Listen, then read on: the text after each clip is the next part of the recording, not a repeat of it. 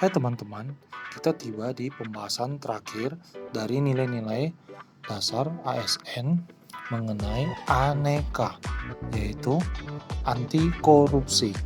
Masih bersama saya, Lando Alfa Martogi Manurung, CPNS Biro Hukum Pemprov Su, Angkatan 4 Kelompok 3, 2021. Apa sih pendapat pakar tentang anti korupsi? Menurut Indrianto Seno Aji, berdasarkan pemahaman dan dimensi baru mengenai kejahatan yang memiliki konteks pembangunan, pengertian korupsi tidak lagi diasosiasikan dengan penggelapan keuangan negara saja. Tindakan penyuapan, penerimaan komisi secara tidak sah, juga dinilai sebagai sebuah kejahatan. Oke teman-teman, sekarang kita bercerita tentang korupsinya. Bagaimana mungkin korupsi bisa terjadi? Korupsi bisa terjadi sebab adanya monopoli dari suatu barang atau jasa. Kemudian ditambah dengan adanya diskresi. Diskresi itu apa? Diskresi merupakan suatu kewenangan untuk melakukan sesuatu terobosan dalam rangka pelaksanaan undang-undang. Namun, apa yang menjadi masalah? Ketika monopoli dan diskresi ini dikurangi dengan akuntabilitas.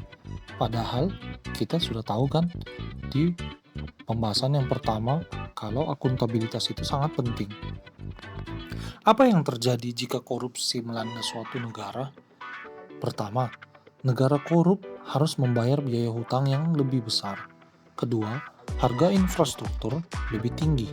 Ketiga, meningkatkan ketimpangan pendapatan dan kemiskinan. Keempat, menurunkan investasi. Berbahaya bukan? Oh iya, ternyata korupsi itu memiliki banyak jenis loh. Jenis yang pertama, korupsi transaktif.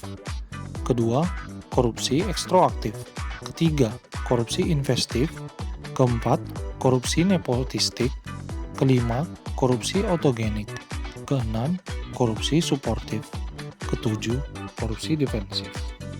Lantas, apakah korupsi itu tidak bisa lagi untuk diperbaiki? Nah, tenang aja. Perilaku korupsi itu dapat dicegah dengan perbaikan sistem dan perbaikan sumber daya manusia itu sendiri.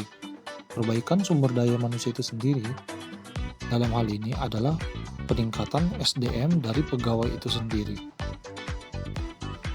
Nah, kita lanjut. Bagaimanakah penerapan anti korupsi dari diri saya sendiri di kantor? Kantor dimaksud adalah Biro Hukum Pemprov Sumut itu sendiri. Penerapan anti korupsi yang pertama adalah tidak sering bertemu pihak terkait. Nah, ada apa? Karena pekerjaan kita adalah merancang peraturan gubernur dan peraturan daerah. Nah, dalam perancangan peraturan tersebut tentu melibatkan berbagai pihak dan berbagai kepentingan. Berbagai kepentingan itu sering disusupi dan dibarengi dengan aksi penyuapan dan aksi yang lainnya yang sejenis. Nah, di sini kita harus melakukan sikap anti korupsi untuk mendukung nilai-nilai aneka yang lainnya, seperti mempertahankan komitmen mutu dan akuntabilitas. Kedua, kita mematuhi kode etik ASN.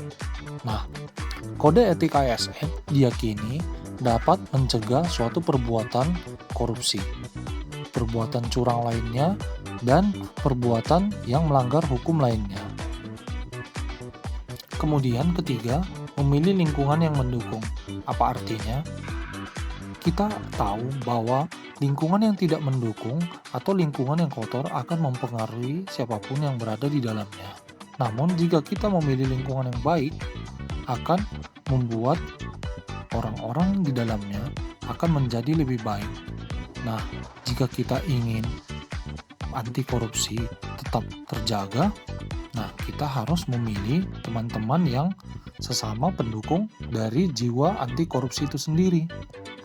Berikutnya adalah konsisten pada bidang keilmuan. Nah, seperti kita tahu bahwa keilmuan tidak pernah mengajarkan kita untuk korupsi, tetapi menggunakan keilmuan tersebut untuk memberikan sumbangan atau kontribusi kemajuan masyarakat.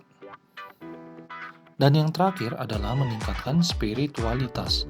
Nah, seperti yang kita tahu juga bahwa Spiritualitas mendukung bagaimana kita bisa memaknai kehidupan kita sendiri. Kita akan dijauhkan dari sikap korupsi. Kita banyak berdoa dan turut pada perintah agama akan membuat kita lebih berguna kepada masyarakat. Oke teman-teman, dengan demikian berakhirlah pembahasan kita tentang anti korupsi dan garis besar dari Aneka. Sampai ketemu di lain kesempatan. Dah.